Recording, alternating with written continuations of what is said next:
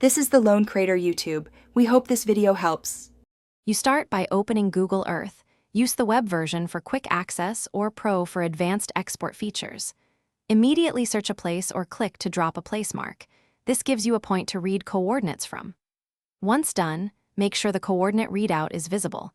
In Settings, pick decimal degrees or degrees minutes seconds, depending on your destination. This first step gets you actionable latitude and longitude values you can copy, share, or refine for the next steps. Next, copy the coordinates displayed by the place mark. Decimal degrees are easiest for spreadsheets, while DMS is common in surveys.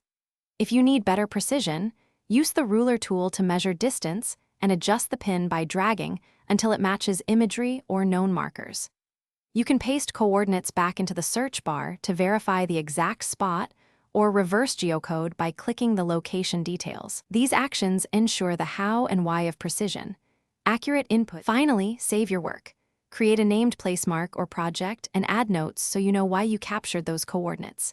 If you need to share or use them elsewhere, export KML/KMZ from Google Earth Pro or copy the decimal coordinates directly from mapping apps. Always verify by reloading the file in another app or using the search box to jump back to the point.